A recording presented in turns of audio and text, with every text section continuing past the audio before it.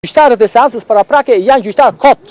Është kot, më dhe kjo është i procedur koti, ku shumë bukur mund ta kaloj çështjen direkt në themel dhe mbyllet aty gjithë kjo histori 7 mujore, se ne kemi 7 muaj që po merremi me gjykatët dhe kjo ka bërë një teatr dhe është tallur me avokatët dhe me kërkesat e avokatëve. Dhe kjo është ajo për cilën unë kam mbetur pak jo i dëshpëruar, po kam rezervat e mia për sa i përket gjykatës. Avokat, nëse mund të na thoni shkurtimisht, cilat janë mangësitë në hetimën? A ti themu se i kanë bënë me mua? Atëherë, mangësitë e hetimeve, unë po i përmend 3-4 dhe tira i përmend Monika, ka qenë dëshmit që duhet merreshin në Shtetet e Bashkuara të Amerikës, që gjykata i konstatoi, dëshmit që duhet merreshin në Shqipëri, në parlamentin me parlamentarët shqiptar, të cilët gjykata i konstatoi që nga kryeministri zoti Rama dhe të gjithë ata që prononcuan, ideuan ligjin për minerat dhe shumë dëshmi të tjera. Dhe gjykata i konstatoi, po përsëri tha që duhet të merren këto në themel. Dhe prandaj them që ajo gjykat nuk u ngrit dot në lartësi që kërkonte. Për sa i përket provave të tjera,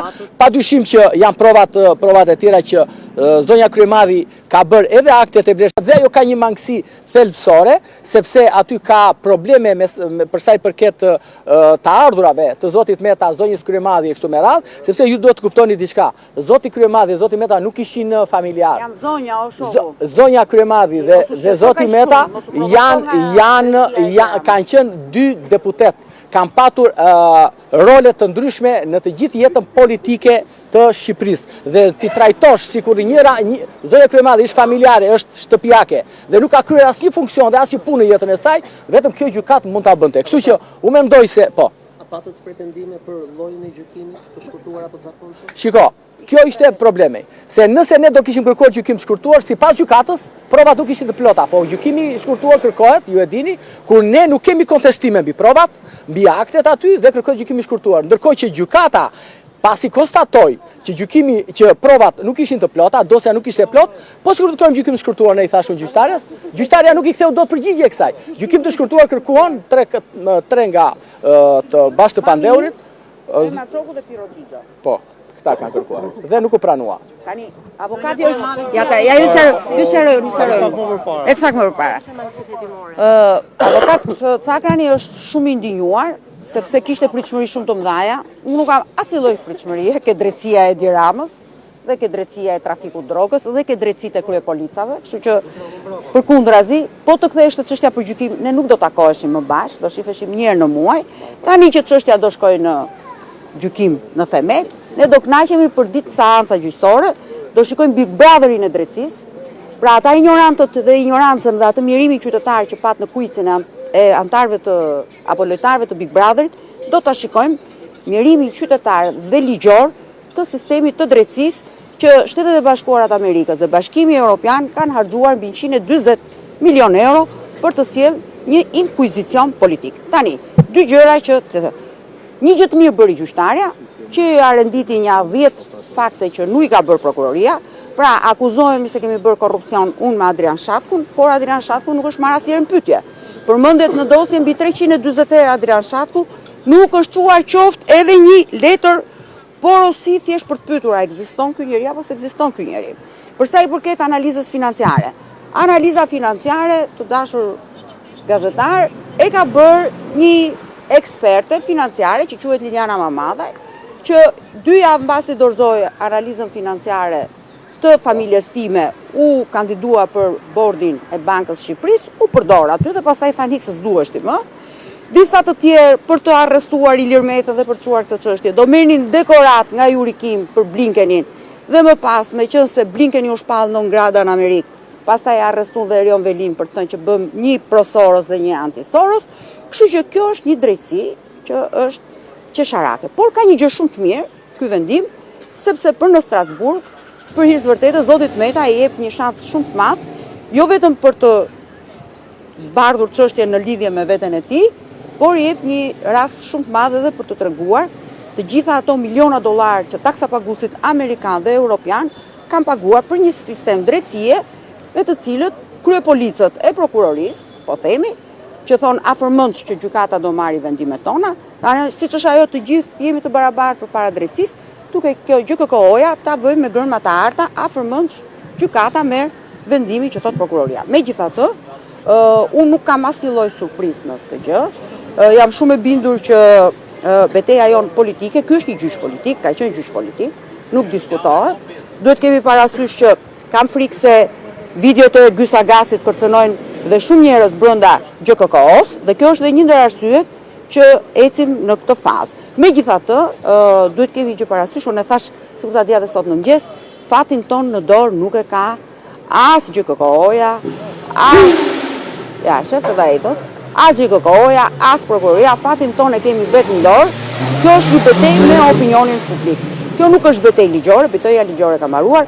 Në 80 do t'ju marrim dhe të gjithë, unë besoj shumë shpejt do t'ju dërgoj dhe fjalën time, do t'ju dërgoj dhe gjithë materialet që janë në dosje. Betejë jonë është betejë me vetveten dhe me Zotin. Sepse ne marrëdhënien tonë kemi me Zotin sa jemi të drejtë apo të padrejtë në atë që kemi bërë. Tani, për sa i përket vendimit të sotshëm, mund të them që ishte një vendim nën presion, s'ka asnjë gjë të keqe, jo të gjithë përballojnë presionet.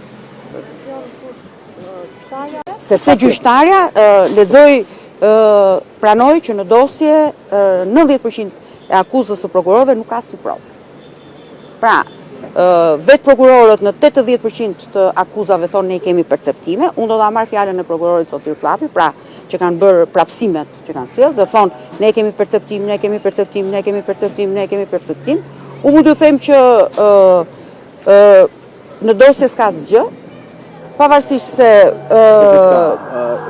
ne nga nesër jemi në dispozicion edhe për mediat, do të vendoj në dispozicion prova të cilët deri tash e kishim të ndaluar për shkak të tani do kënaqeni, do shikoni gjithë kartat e kreditit të bizneseve. Do shikoni lloj pitjesh dhe do shikoni që nuk ka fakt penal. Dgjoj, keni dëgjuar ndonjëherë se jeni gazetar dhe do ta themi shqiptarëve, keni dëgjuar ndonjëherë që të ketë korrupsion pasiv, po s'ka korrupsion aktiv.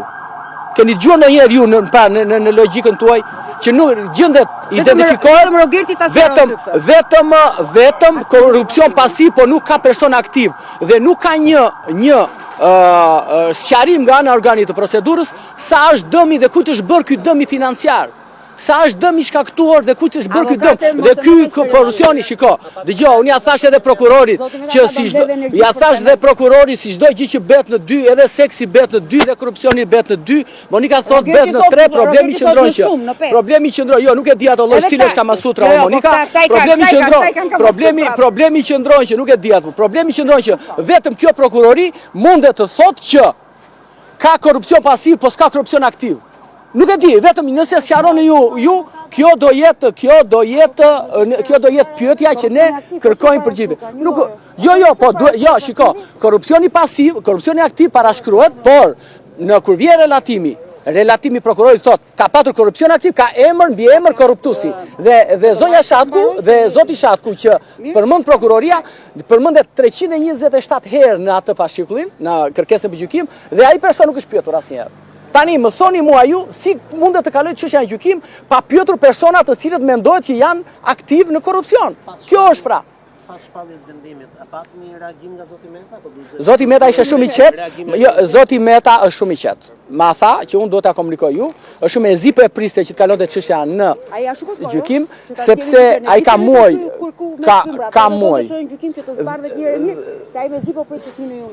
Sepse ai do të përballet në sallë, do dhe gazetarët, dhe do jetë një gjyq shumë i hapur, dhe Zoti Meta siç ka qenë transparent dhe unë kam qenë transparent në çdo dalje dhe në çdo seancë gjyqësore, do jeni transparent edhe në sallë të gjyqit. Gjithsesi, ne do bëjmë konferencë dhe do nxjerrim të gjitha provat për të cilat SPAK-u apo gjykata tashmë që kaloi çështjen gjykim, pretendon se ka fakt penal, pra ka korrupsion. Nuk ka fakt penal. Kjo është. Përmendet po marr shkas nga fjala juaj, përmendet videot e Gysagasit.